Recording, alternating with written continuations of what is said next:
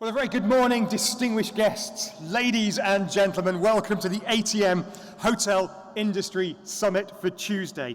It is the second ATM Hotel Industry Summit, and it's throwing the spotlight on some of the local, also the global trends that are transforming this industry. Today, our first session is entitled The Changing Role of Hotels, and we're looking at a few things. For example, introducing things like co-working and work from hotel concepts. We're looking at changes like new hybrid hospitality experiences that merge the physical and the virtual. And we're looking at things like delivering environments conducive to new lifestyles and new expectations from travelers. My name is Richard Dean. It's my pleasure to be the moderator today.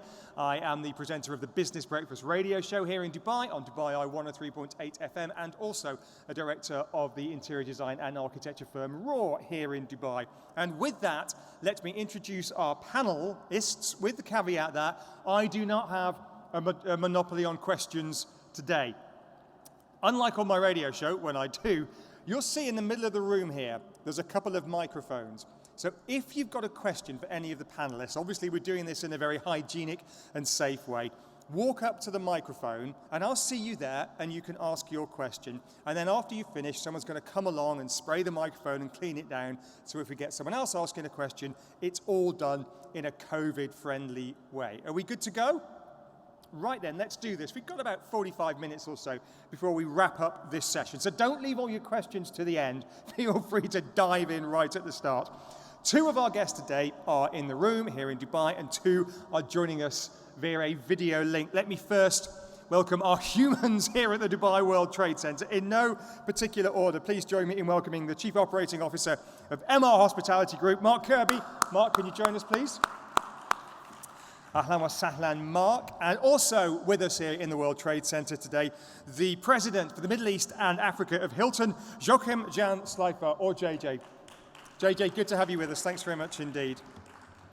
Finally today, joining us by video link, I'm delighted to welcome the CEO of Curtin Hospitality, and we'll explain a little bit more about what Curtin Hospitality is in due course. But Marlus is with us, Marlus Nippenberg. Marlus, can we see you live on the screen? We can indeed. Good to have you with us.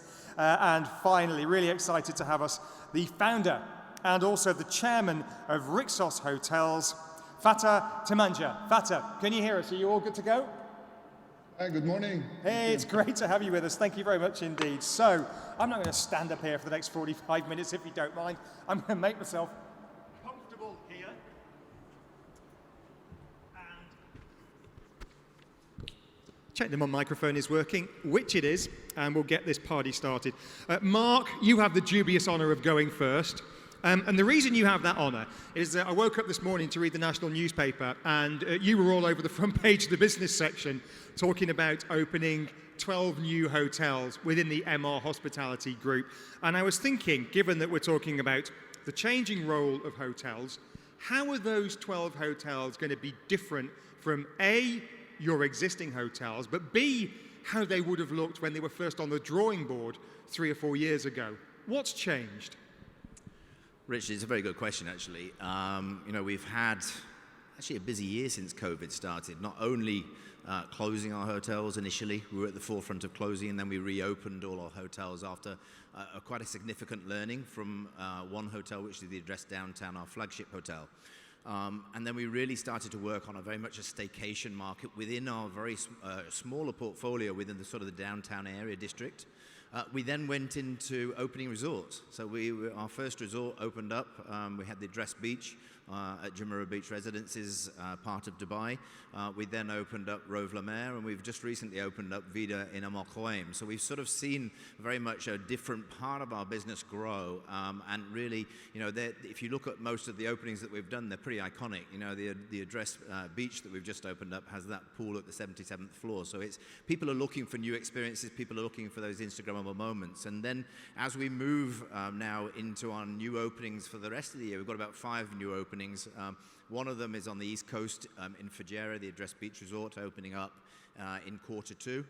So really a different part of the UAE. You know, a lot of the people here are experiencing the UAE very differently than they've seen before, so that's exciting for us. And then we go a little bit further afield. So we go into Bahrain with a new Vida coming up and an address at the end of the year, and then further into Istanbul, Q3 as well. So we're really moving into new cities, and we're really developing our hotels into not just that city staycation, but now into resorts and into further afield as well.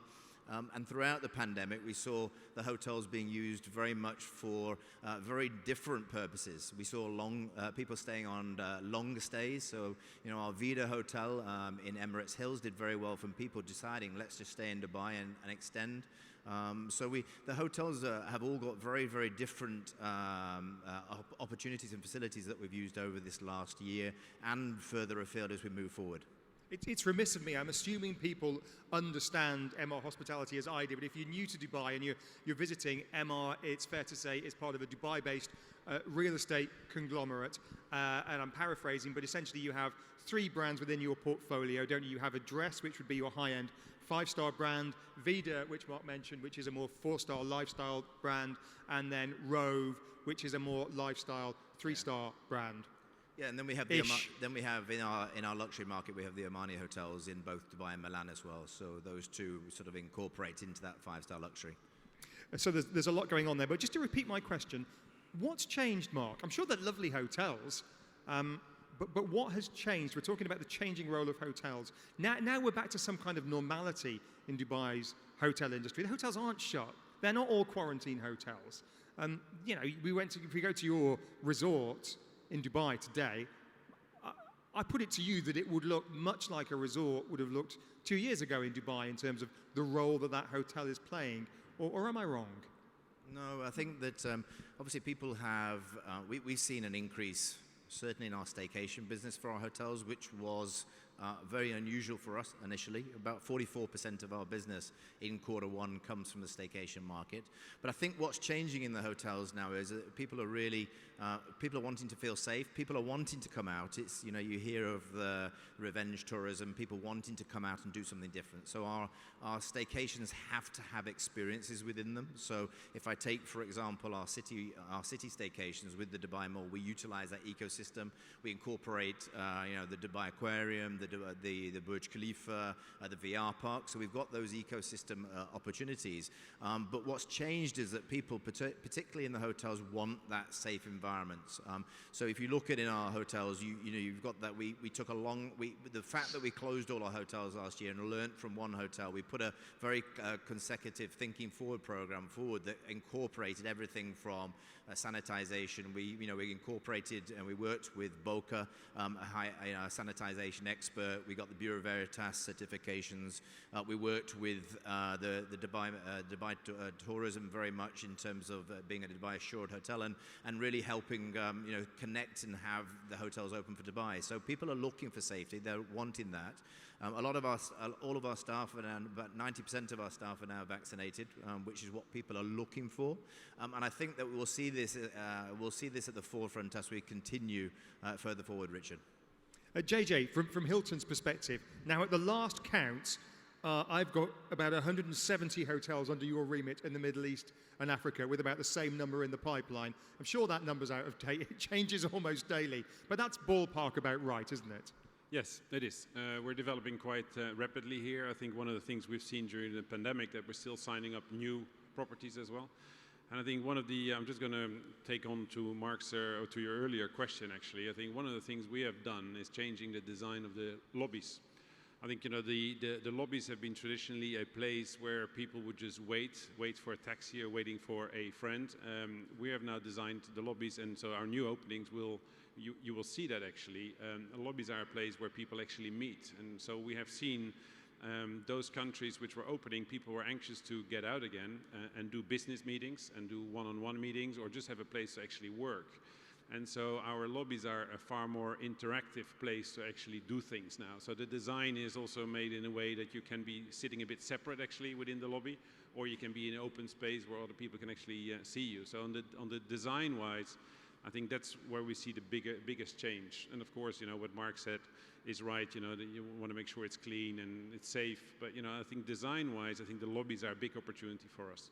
I know, talking to your colleague Emma Banks, who looks at a lot of your F&B, and she said one of the big challenges they had was buffet breakfast and all-day dining. The buffet in general had to change and has to change. It was happening anyway, the move to more a la minute type cooking, but that has had to change in a big way, and some of those changes might endure. What's your take on that? I think the whole buffet experience, we're still able to deliver a buffet experience, although now it's being served by our teams. So the team members serve. I think the good thing about it is that we have a lot less wastage. And if you look at food waste in general, I think it's a big issue. And so if we serve people on buffets and you don't get the full plates and people leave sort of half of it left over, it's a big change.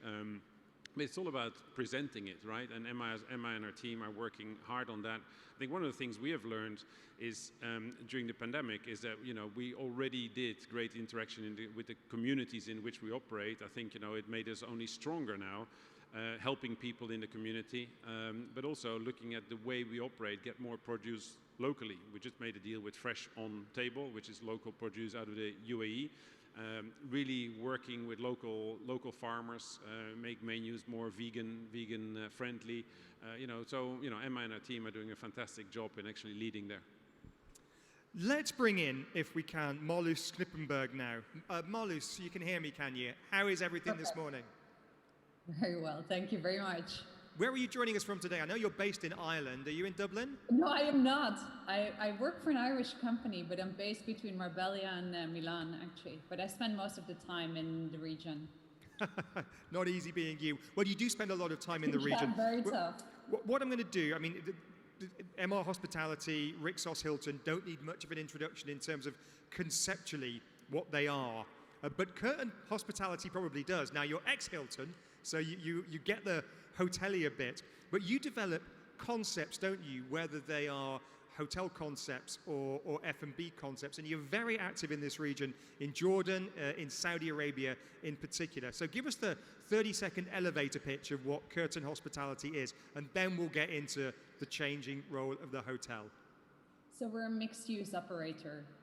We really launched 5 years ago because we saw an opportunity of combining long and short stays with a serviced office or co-working component mixed with F&B retail wellness brands that were either ours or other people's brands.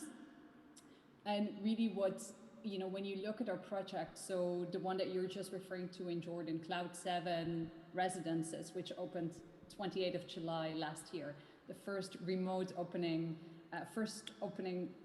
like that.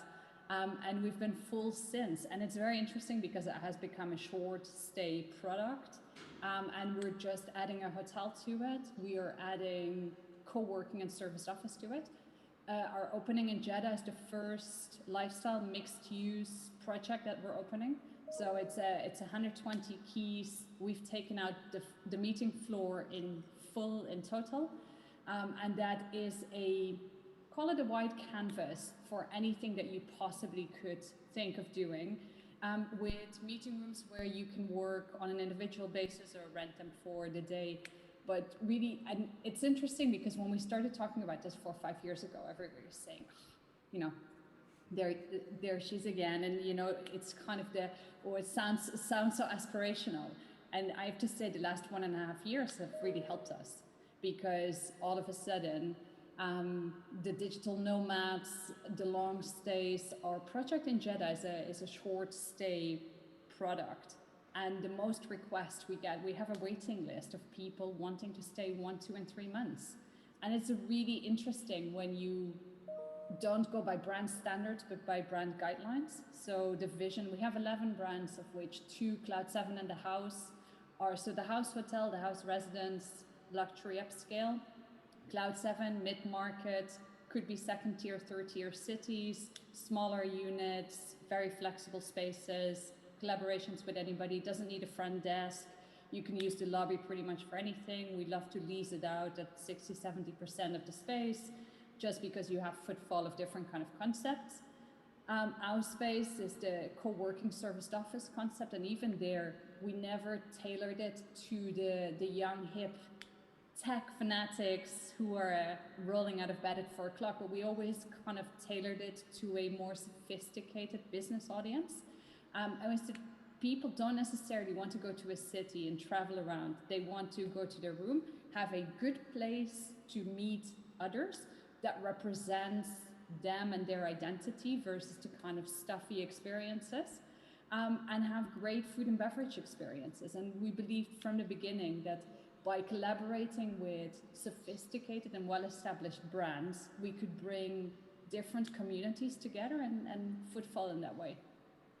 We'll get more on that in a second, and I'd like to get the hoteliers' reaction to that as well.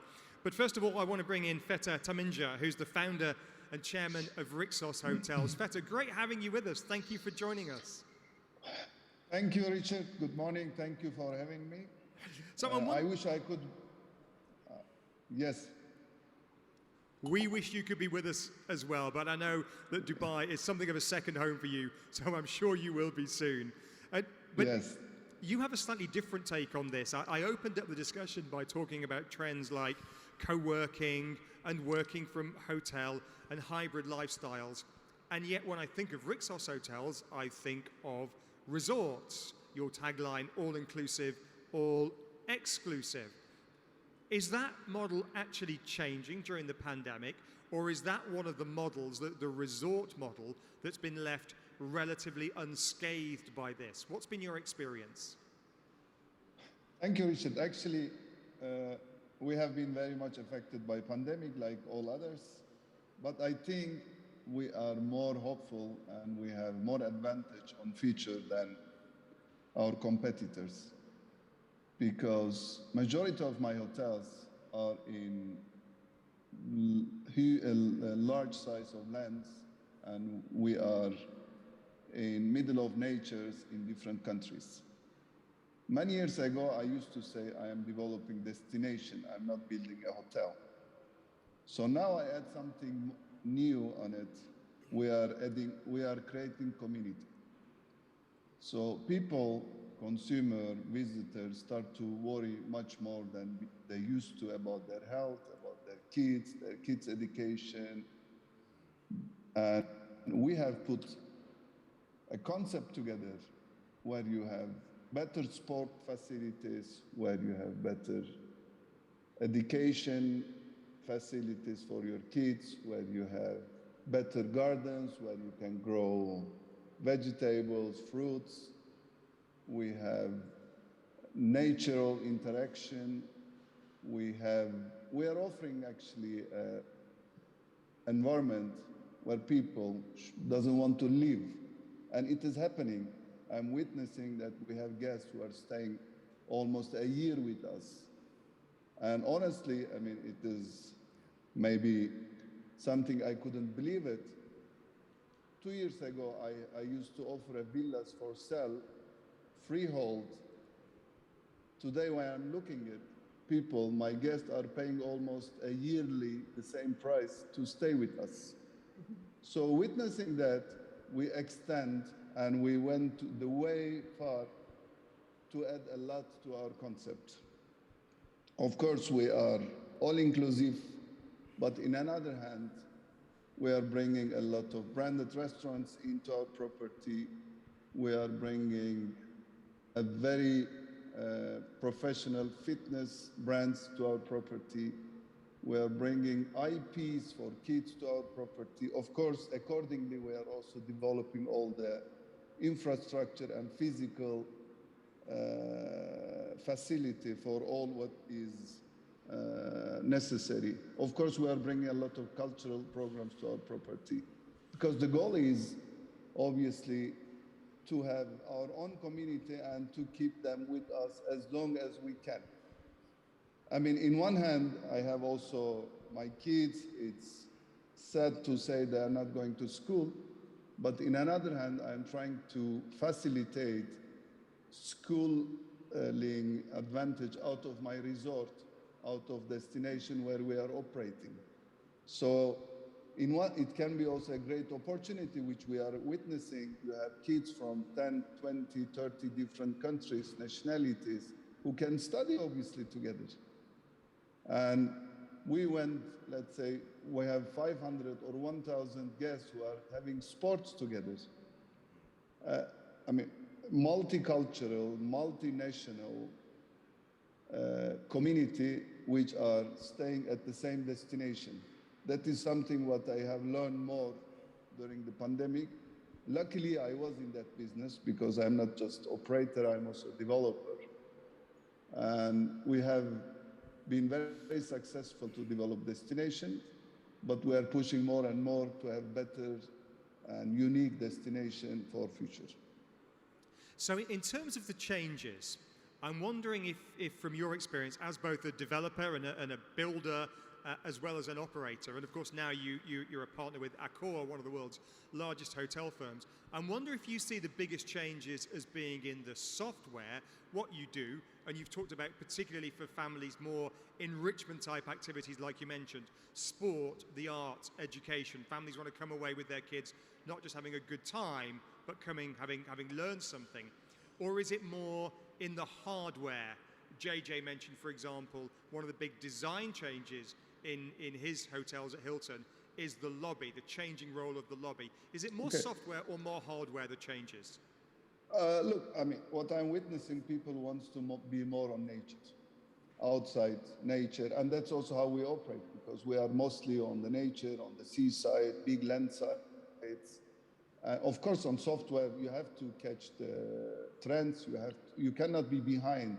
Whatever is developed, we are integrating it on our resorts, and we are trying to be as much as we can innovative. But in another hand, growing tomatoes or having your outdoor, let's say, fitness, or making a CrossFit, or having paddling on the sea is also something we don't want to miss. But in another hand, school, kids, they have been in school, they had their friends, they were enjoying it. But what we have seen last 1 year, many kids, they have been locked on the room and they couldn't enjoy with their friends. So what we did, we have created a very safe environment, but in the same time, we offer facilities where the kids can online do their schooling, but on their free time to join other kids. To have their free time and to spend their energy. So that is something what we have invented during pandemic. And it works very well, and we don't want to give it up, because that is, if you ask me about changes, that is something we want to continue in post-pandemic. In post-pandemic, we want our guests to stay with us longer. We want to offer education for their kids. We want to reach all the new development on software, online, ITs, whatever you mentioned. And also, we want them to be as close as they can on nature. That's how, when I started about creating a community. Thank you very much indeed. We'll come back to you shortly. Now, I promised that I'd offer questions from the floor sooner rather than later, so this is your first opportunity. Who's got the first question for our guest this morning? If these guys were offering consultancy, they'd be charging thousands of dollars an hour, and now you get to ask them a question for free. Okay, who's got the first question? I've got loads. I've got pages and pages of questions. I'm happy to throw it over to you. And what I would say to our panelists as well, feel free to ask questions of each other, or to jump in and to disagree, because it doesn't have to be all led through me. I'm sure you'll keep it civilized. Well, JJ, the question I have... Oh, yes, please, we do have a question. Could you make your way to the microphone? If you could introduce yourself and then give us your brief question, thank you very much indeed. Hi, I'm Rashi Sen, Travel and Tourism News, Middle East, Rashi Sen. My question is do you think there is a need for a strong regional association of hotels in the Middle East to represent hotels? Is there a secret society where you senior hoteliers meet and decide what's going forward? Do we need a secret society? JJ, I guess you're representing the largest... On a serious note, an actual association. Yeah. The question was, do we need some kind of association or secret society of hoteliers here in the Middle East so that the industry can speak with one voice? Well, no, I don't think we need a secret club. We do talk regularly. I mean, Mark and I, and together with our other colleagues, of things that keep us busy. I think the beauty of the hospitality industry in the UAE is that it's a real good mix, actually, of international operators as well as local ones. And having this mix gives a good choice for people that want to travel here. And I think that is, again, something which makes the UAE a fantastic place to actually get to. There's an opportunity for many people to come here and at different kind of budgets as well. Happy to take one more question from the floor right now. Yes, please, sir. Tfaddal. JJ, hi Mark. This is Yunus Al Dawoodi. I'm the general manager of the Cloud 7 camps. My CEO probably, she's just looking at me. As an Emirati, I would say we are very proud, of course, but also to remember that having a rooms in Dubai itself more than New York. So my question is about the localization, about the local people. Is there any concepts or are there any programs specifically in Hilton that support the local community for their education system as well, for the, having in hospitality, specifically here in Dubai or in UAE? That's it. Shukran. JJ and then Mark. Yeah, no, absolutely. It's a very good question. We pride ourselves in recruiting a lot of locals in any country where we actually are. We have an exclusive partnership here with the Dubai College of Tourism. So, we are trying to help as much as we can in educating locals here, people that have either been born here or are indeed locals, like you just said. We find it an enriching experience, not only for us, but mainly for our guests, to be able to interact with people that have been born and raised here, actually, because they can give you a complete different view when you visit the city, and you get a more in-depth view of things that you can actually do here. So yeah, we do, and we don't only do that in the UAE, we do it in Saudi as well, where we're really working hard and working with locals, but as we do in Africa as well. We're very proud having a number of general managers who are actually locals now, which have been educated in our systems. We do a graduate management program, which is called Elevator, where we have a lot of locals working as well, and we're trying to push people through as quick as we can into a general manager job.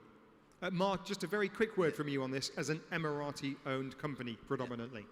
Yeah, we pride ourselves actually in our Emiratization programs. In fact, I was just talking to the DTCM and the Dubai College of Tourism yesterday. They came to the stand, and we've been working with them for a number of years now. So we're just looking at a new on-take of students that will come into the hotels. We also have a program called the MEDIAF program throughout the whole of the Emaar organization anyway, that we commit to very diligently and very strong. But I'd also like to say, and JJ said the same thing as well. We've just opened up the address fountain views after having that closed for a number of months, and the general manager in that hotel is Emirati. His name is Mohammed, and we're very proud to have him opening one of our signature properties. Alhamdulillah. If we can stay with the issue of the people who are working in the hotels, because that is changing as well, the changing role of a hotel. Marloes, for example, if I can bring you in here, I know that the empowerment of female leaders within the industry is something that you spend an awful lot of time on. I'm very conscious that today I'm moderating this panel and then one at 12:30 today. 7 out of the 8 panelists are male.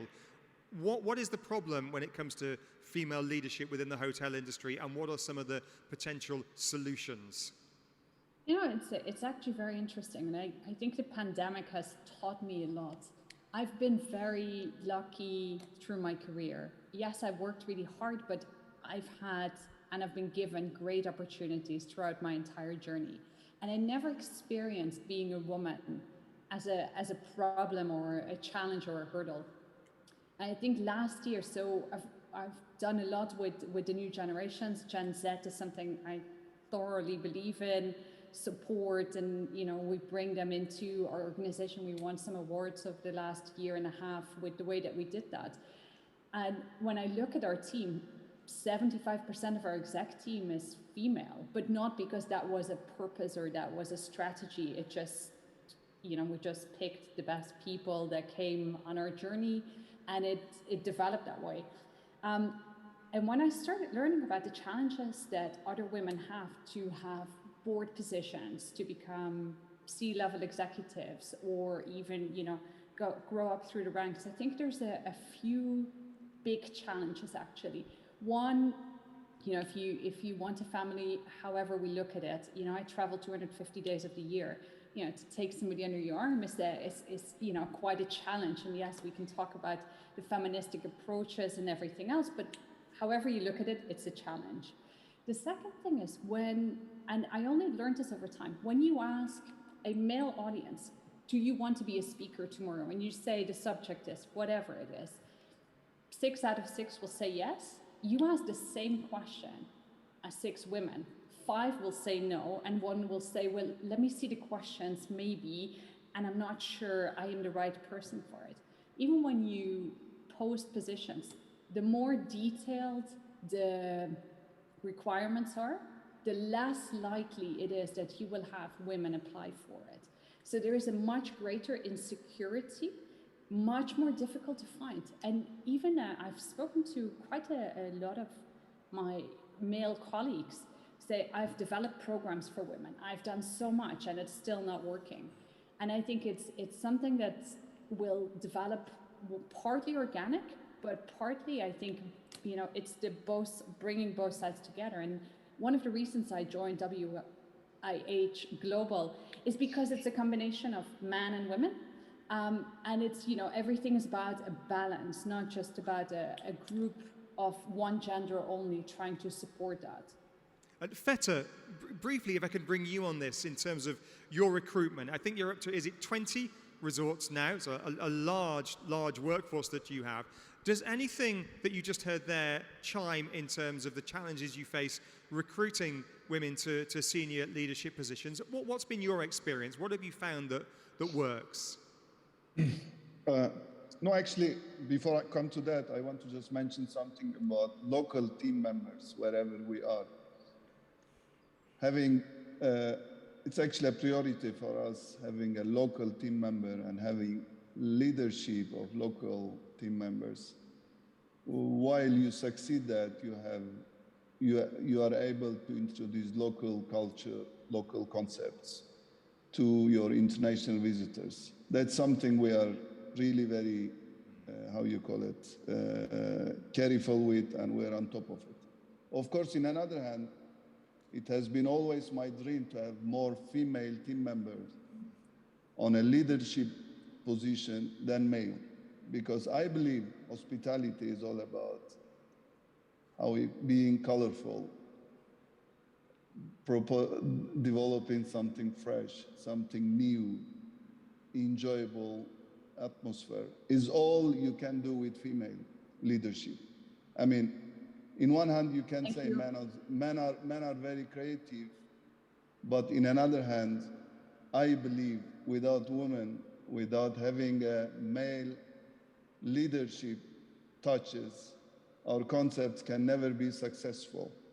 And I am searching, I am looking each and every day to grow a great leader in my organization, a female leader who can really drive my business. And I wish I can see more female at GM level and C level than more female than male, because I think that our resort business will be much more colorful, will be much more successful.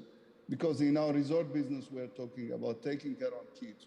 We're talking about taking care of gardens. We're talking about having a better interior. We're talking about having a better smell, better music. It's all what you can do with female leadership better than male leadership. That's what I believe and what I'm pushing for.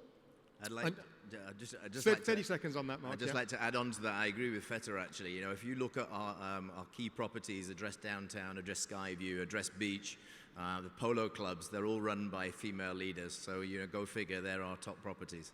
And I know, JJ, because I've read your comments, it's something that you are driving forward and have done, not just in your role in this region, but in your previous roles as well. Yeah, I do actually, and I'm a big fan of having a good mix. I think that is what Marloes has also said. I think having the right mix is really crucial. One of the things, for instance, we have done is for any senior leader position, the final 2 CVs or final 4 CVs have to be 50-50. And so if we don't have them, then we have to look, and we have to look further. And if you don't do that as a big organization, you never make a real sort of change. So you have to put sometimes sort of. I'm not a big fan of saying, well, we have to have 50-50% in total, because sometimes it doesn't work out that way. But we should have equal chances at least. And one of the things we have done in the organization, we've done a training to everybody about their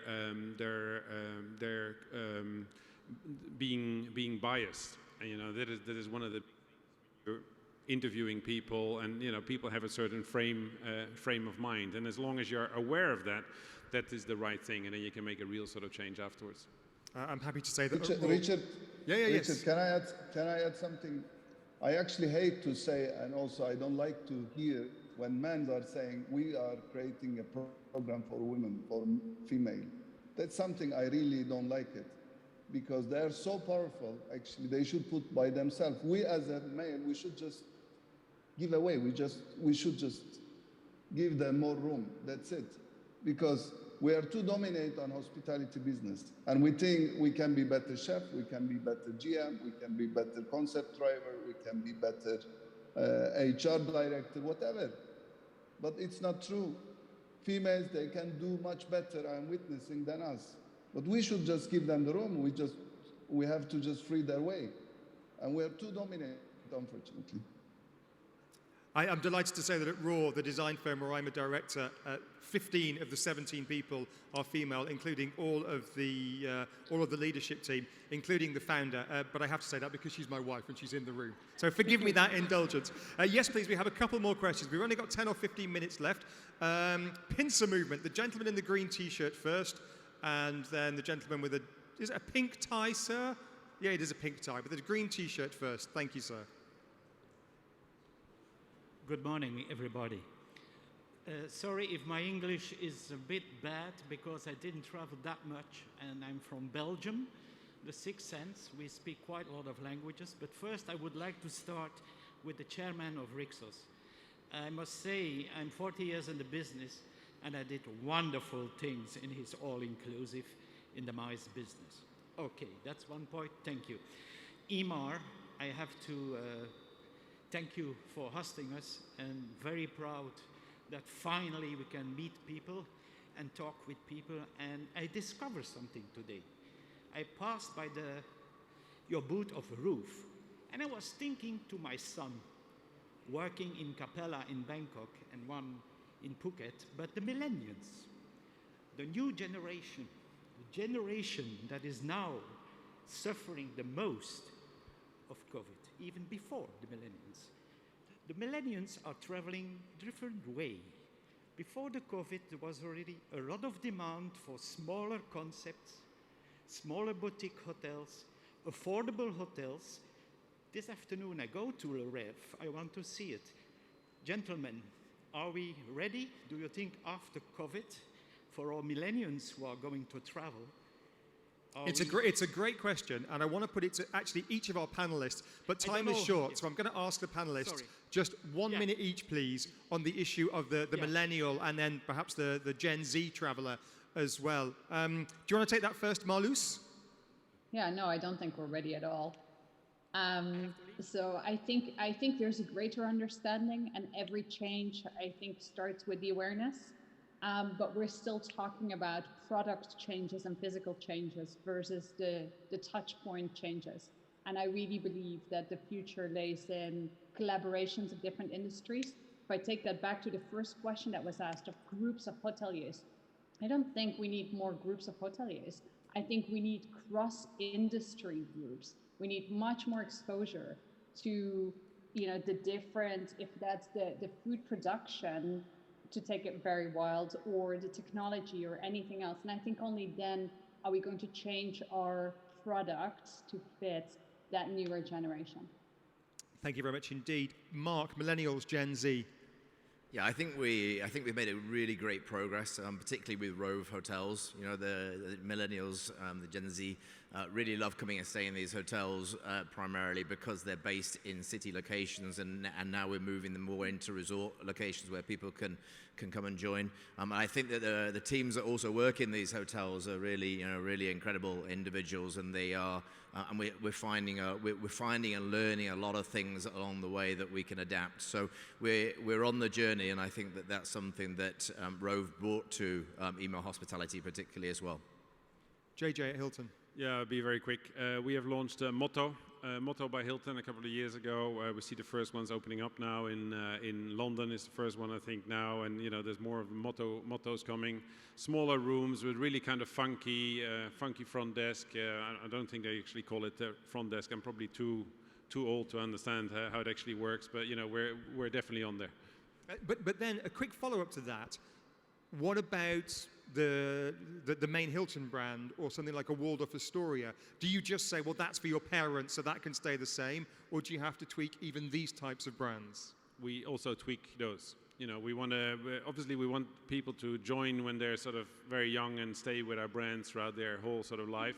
I think, one brand doesn't mean you always stay in that brand. You have people that stay always in Hilton hotels, but when they're going on holiday, they like to stay in a Waldorf, or they always stay in a Hilton, and then in the weekends they want to go to a Hampton, which I also do, which is a kind of more young and vibrant sort of concept. But like I alluded to earlier, I think having different kind of lobbies, different kind of offering in services is going to attract people to actually come to us. From the perspective of Rixos, I'm thinking actually, Fatah, maybe you're at a stage. I'm a parent now of young kids. We'd be a typical Rixos type family. I'm in my 40s, so I'm a Gen. What am I? Whatever I am, in my 40s. My kids are too young, but maybe the millennials and Gen Z aren't. They're too old to be there with their parents, but maybe they're not quite old enough yet to be going there under their own steam. Maybe I'm completely wrong. Your thoughts? First of all, I was mentioning we're creating a community and we have a destination. I mean, when you are talking about the destination, you have to target all type of ages, and millennium or Z generation are all in our target. Of course, we are introducing a lot of technology. We are introducing a lot of new innovation, as I mentioned. In the same time, we have a nature. But generally speaking, the industry is far behind. We are still a very old school industry.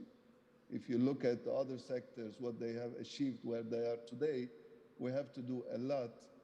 And it's like, in one hand, we are talking about a huge site. Let's say you're talking about 400, 500,000 square meters of land. But in another hand, you have to give an environment to kids like they are feeling they're on the space. And the technology is very helpful. So we have to innovate more and more to catch the upcoming trends. But also just one thing to that, I think there's a massive difference between Gen Z and millennials. I mean, millennials, it was very difficult for me to associate with, because it was very much on the whole lobby experience, etc. Gen Z travel with a purpose, and I've been speaking to it in a number of hotel schools, and their questions are extreme. Their idea of sustainability is something different. The question is, do you know, the steak that's on your plate? Do you know where that cow was living? Okay, you might know that he was living wherever. Do you know where the food came from that cow was eating? Dear God, that's like a transparency of supply chain. That's localized supply chain. That is, and that's what I mean with soft touches. That is, it's not just a change of product or offering or brand. It's, with regards to what Rixos is doing with regards to community, it's how can you attract people and how can you make them loyal to you beyond loyalty points or anything like that the parents are doing, but that really shows them, that when they stay or when they come, that they're adding something or that they're not increasing the carbon footprint, etc. It's something that is a luxury for us. It's something that we talk about like it's something new and innovative. For this generation, it's the base. Thank you very much indeed. We've only got 10 minutes left, so we'll move to the kind of rapid fire round now. So, sir, with the lovely pink tie, if you could ask your brief question, and then I'll get some brief responses. And if there's one person in particular you'd like a response from, please let us, because not everyone will get a chance. So regarding MR, if there is a new project in Fujairah, could you tell us a bit more about it? And maybe if all of you could talk about COVID and how it impacted your life and your organization, what changes you in reality? Well, I'm going to throw the Fujairah question to Mark, and I'm going to throw the COVID and life question to Fatah. So first of all, Fujairah, Mark, very quickly. Yeah, we're very excited to be getting ready to open up the Address Beach Resort Fujairah. It's a really incredible hotel that's sort of nestled in the Hajar Mountains and overlooking the ocean there. So it's going to be it's going to be our first property on the East Coast. It's very much significant of the Address brand. We're tying in the local community, so we understand that people want experiences. It's not just about coming to the hotel resort, so there'll be a diving center within it. We've got oyster fishing that you can go out onto. You can go climbing up the Hatar Mountains, mountain biking, looking at the local community in Corfachan. So we're tying in a lot of the community into that hotel as well, and we're really excited about this opening because it will be our second resort property that's launched outside of Dubai here in the UAE in the last few months. So it's really going to be taking that Al-Aqsa Strip by storm. Good stuff, because we've exhausted most of the staycation options now, so we need something new. Fatah, can I ask you the question about how COVID changed your life? And there's a reason I'm going to throw this question at you. I was reading an interview you gave a few months ago, and you said one of the first things you did when COVID hit was talk to your staff, and the quote was, "You've all got to stop making Netflix richer." You told them to stop watching television and start thinking about solutions. Tell me about how you approached that, Fatah. That's very true, because in first months or weeks, we have closed all our business down. I was worried about my family, my loved one, my community, my team members, about their health.